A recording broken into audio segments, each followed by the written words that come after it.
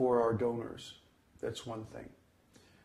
But another thing is we also get that once we register it in Chile, then we can get long-term visas for people who come and want to join our community.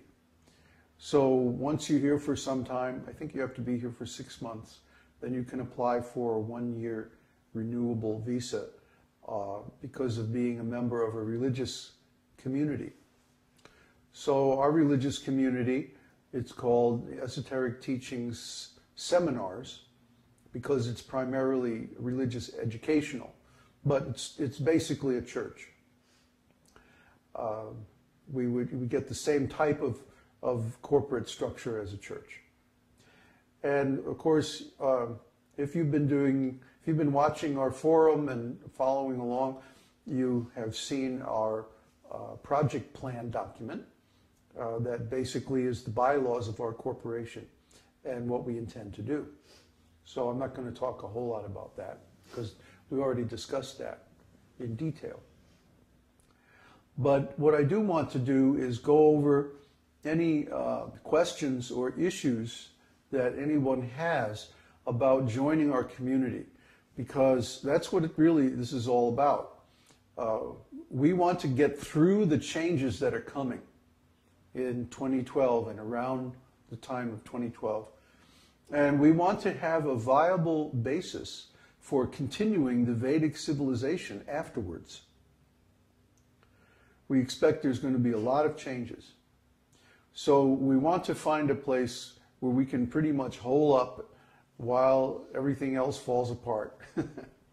and keep everybody safe and also learn all the Vedic wisdom and apply it in our lives.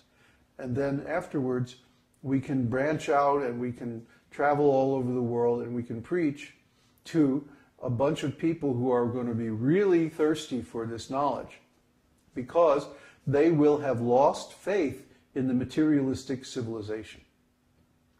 Right now, it's very hard to preach because even with the problems in the world today, people still believe in this materialistic civilization. They still think that, oh, if we just pay our rent money to the corporation and pay our tax monies to the different countries and like that, then everything's going to work out and it's going to be okay. So we want to affirm that this is not true. It's not going to be okay. That these structures are based on a lie. And because of that, they have a fundamental weakness.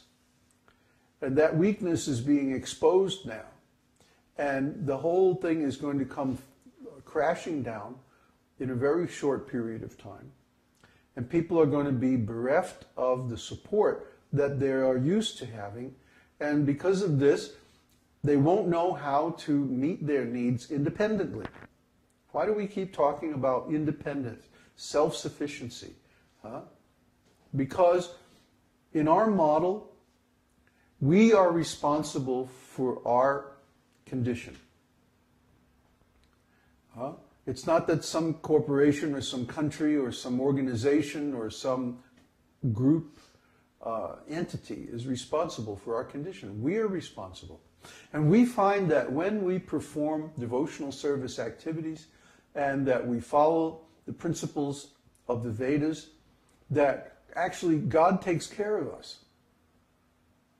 You know, and I want to draw a distinction between what we're doing and what other similar groups are doing. The other similar groups such as ISKCON, Gaudiya Math, and so on, they have a certain organizational model. First of all, they have basically a dictatorship. They have an in-group that's completely in charge and dominates all the other members of the group. And the members of the group that aren't in the in-group really basically have nothing to say about how the group is organized. Well, our group is not like that. We have a management body, an executive body. But we also have a membership body. And so the membership body gets reports regularly from the executive body. And if the executive body messes up, guess what? The membership body can vote to dissolve the executive body and elect a new one. You don't have that in any other Vaishnava organization. That's only in our organization. Because if the executive body does not serve the needs of the members, well, what's the use of it? In these other groups, the executive body, they basically serve themselves and they exploit the members. And we don't like this. We don't think this is right. So we have turned the whole thing upside down. Actually, this is what Prabhupada wanted. For example, in ISKCON, Prabhupada said that the GBC, the Governing Board Commission, should be elected by the temple presidents. The temple presidents are the ones who are responsible for the individual temples. And that they should serve 3-year terms. And after they've served 2 terms in a row, then they have to go out of the GBC for at least one more 3-year period before they can be reelected back. And the only way this could be changed would be during an emergency if there were no experienced members on the GBC and they had a lot of new people, so they had to keep a few older members on for continuity. That's the only way that could be changed. This is a very good arrangement, but guess what? The leaders of ISKCON didn't follow it. So what use is having nice instructions from a spiritual master if you don't follow them? So this is what we're going to do. We're going to have the people who are in the executive committee, they have to go through the qualifications in the university. If you don't pass your Bhakti Shastri and your Bhakti Vaibhava degree course, you can't be on the executive body. Sorry. You have to be qualified. So first of all, someone has to go through their university process before they can be a leader in our group. Second of all, they have to be approved by the existing executive body unanimously. Unanimously, by consensus. See? So that way there can't be politics. Oh, we're going to get our buddy on the board. No. No. There has to be unanimous. If it's not unanimous, then it's not going to happen. And third, like I said, if the membership body feels that the executive body is not serving the best interest of the whole community, they can dissolve it and start a new one. That's our system. Okay? In other groups, the group is supported by selling something, like books or, well, they sell all kinds of stuff. Baseball caps, records, and I don't mean records of devotional chanting. They sell like ordinary records, you know, pop records. Well, who knows? All kinds of nonsense they sell. And sometimes it involves fraud. For example, in Prabhupada's time, one Christmas, the devotees went out with these buckets, and they had stickers on the buckets saying approved by UNESCO, the United States International Child Welfare Organization. And of course, nothing of the sort was true.